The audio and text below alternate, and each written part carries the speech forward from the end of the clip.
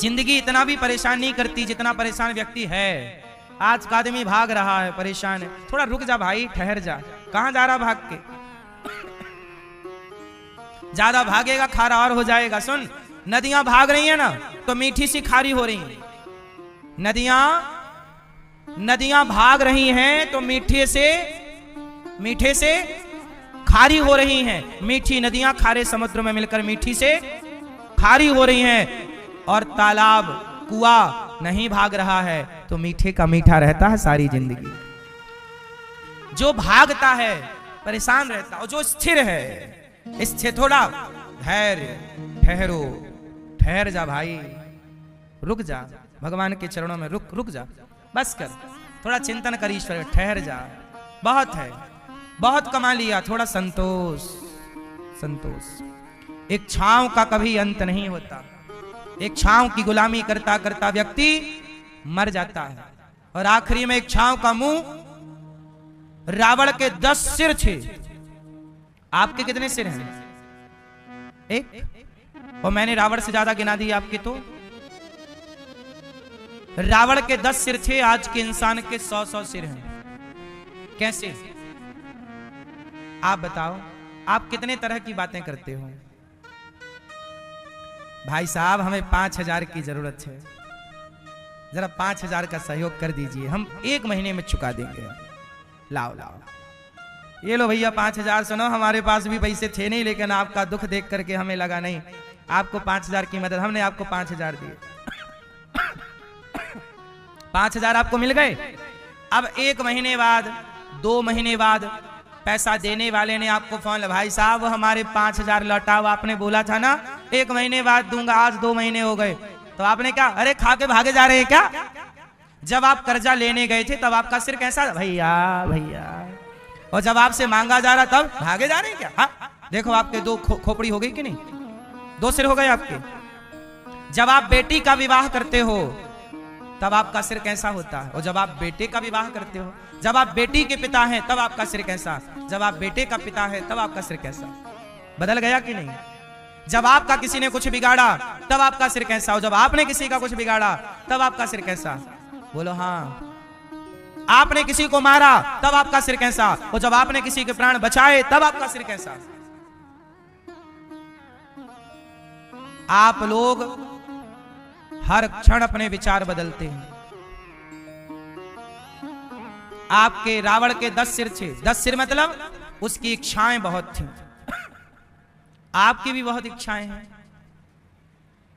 रावण को मिल गई सीता तो चुरा के ले गया, और चुरा के ले तो गया था, लेकिन रावण ने सीता के साथ कुछ गलत नहीं किया था। लेकिन आज के रावण को मिल जाए कहीं चौराहे पे कोई सीता, तो उठाकर केवल ले ना जाएगा, उसका बलात्कार कर डालेगा। बोलो हाँ।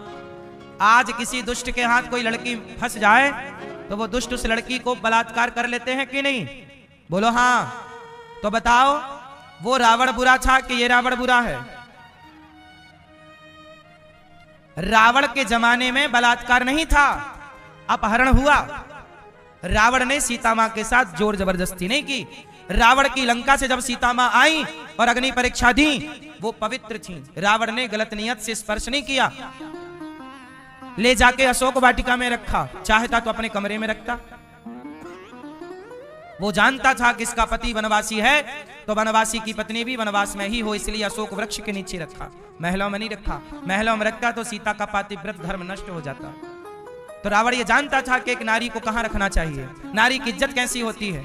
माना कि उसने गलती की, चुराया, इच्छा के विरुद्ध काम किया, लेकिन वो भी क्या करता, वो राम के हाथों इन लंका के दुष्टों को मरवाना चाहता था। राम जी निमंत्रण देता तो आते ना, तो सीता को उठा के लाया, ऐसे आओ और मेरी लंका के दुष्टों को मार के सबको सदगति करो, क्योंकि ये तपस्या करके तो सदगति ना पाएंगे। रावण अपने लंका के लोगों का कल्याण करना चाहता था, इसलिए रावण ने सीता का अपहरण किया। ये बात रामचरितमानस में लिखी है।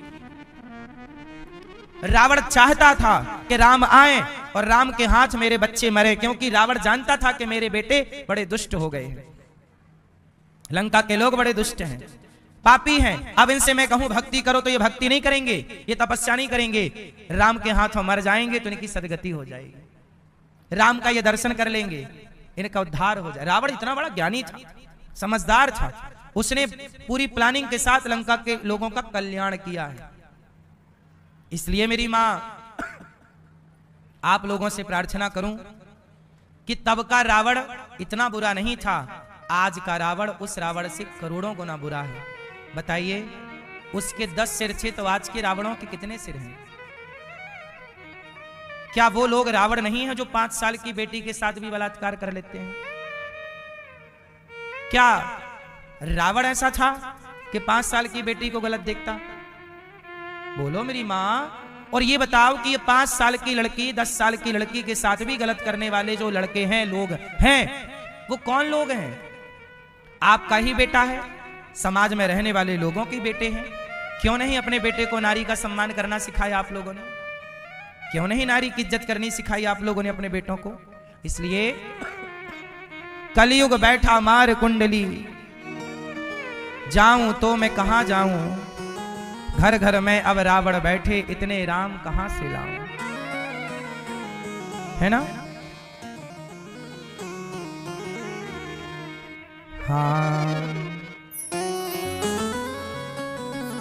कलयुग बैठा मार कुंडली, जाऊं तो मैं कहां जाऊं, हर घर में अब रावण बैठा, इतने राम कहां से लाऊं।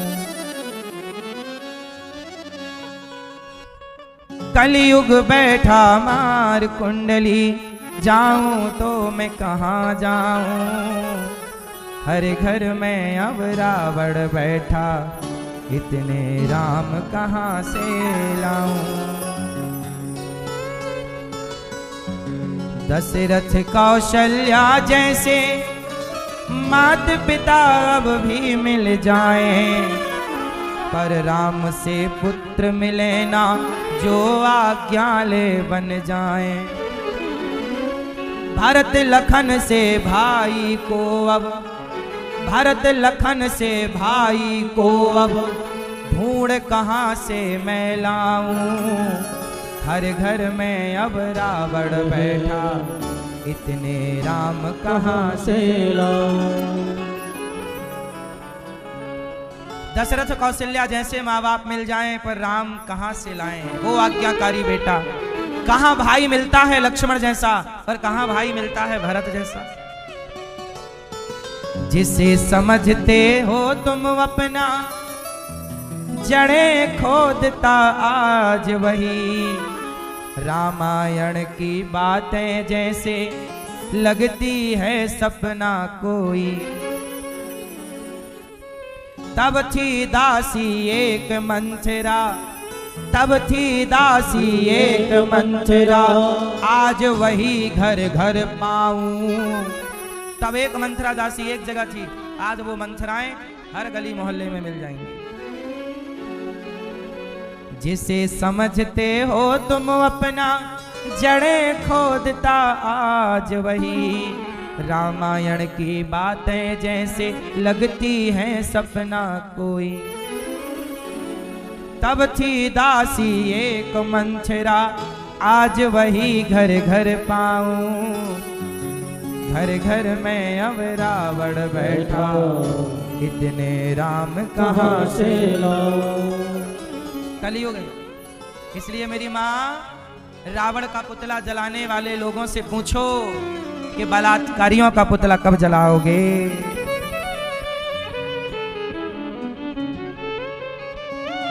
क्यों? किसका पुतला जलाना चाहिए? बलात्कारियों का पुतला जलाओ।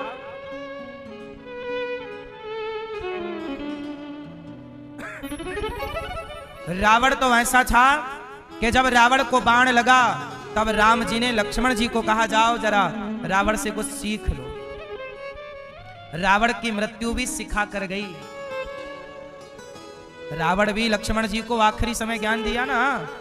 फिर इसलिए मेरी मां, आज समाज को आत्म मंथन की जरूरत है कि पुतला किसका जलाया जाए। आज लोगों को आत्म मंथन की जरूरत है, सोच की विचार की जरूरत है कि क्यों ऐसी बुद्धियां बिगड़ रही हैं।